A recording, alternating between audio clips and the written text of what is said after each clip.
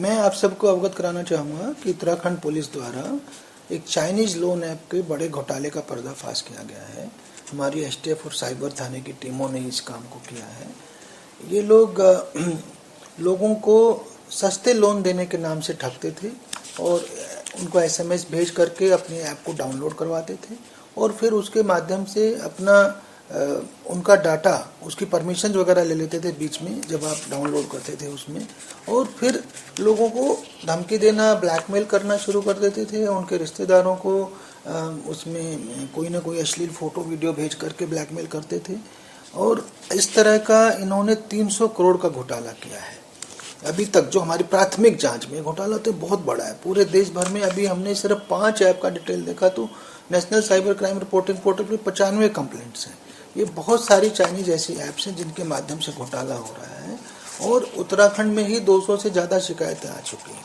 हमने 29 दिसंबर को पहली एफआईआर दर्ज करके जांच करने के बाद एफआईआर दर्ज की है, जिसमें बहुत सारे सेक्शंस लगे हैं, जिसमें 383, 385 का ग्रुप भी है ब्लैकमेलिंग वाला, जिसमें धोखाधड़ी का ग्रुप भी है 419, 420, 469 और बाकी आईटी एक्ट की धाराएं भी हैं।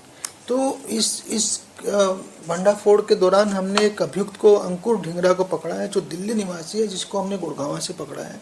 ये मैंड्रिन वगैरह जानता है, चाइना में बहुत बार जा चुका है और इसके लैपटॉप से ही हमें पता चला है कि कम से कम 300 करोड़ का ट्रांजैक्शन तो इसी के लैपटॉप में उसमें डिटेल्स हैं।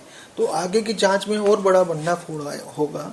इन्होंने जो है एक हेक्टर लैंडिकारो प्राइवेट लिमिटेड ये नाम की एक सेल कंपनी बनाई हुई है, उसी से उसका ये इंडियन मास्टरमाइंड लग रहा है। इसमें 5 चाइनीज नाम भी इसके सामने आए हैं और उनके बारे में भी हम आगे कार्रवाई करेंगे। ये जो फर्जी कंपनियां हैं, फ्रॉडस्टर्स हैं, ये पहले गूगल प्ले स्टोर के माध्यम से करते थे कि सस्ता ऋण देंगे, सस्ते लोन देंगे आपको, पर धीरे धीरे गूगल प्ले स्टोर से इनको हटा दिया गया जब इनकी कंप्लेंट्स हुई, रिपोर्टिंग हुई।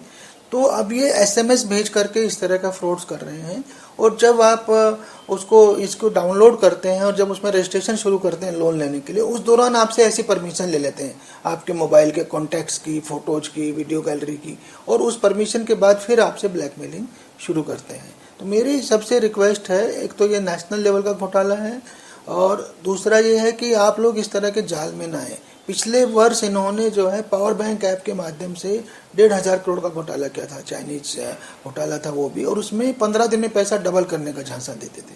अब आपको सस्ते लोन का झांसा देते हैं। तो इस तरह के जाल में कृपया बिल्कुल ना आए।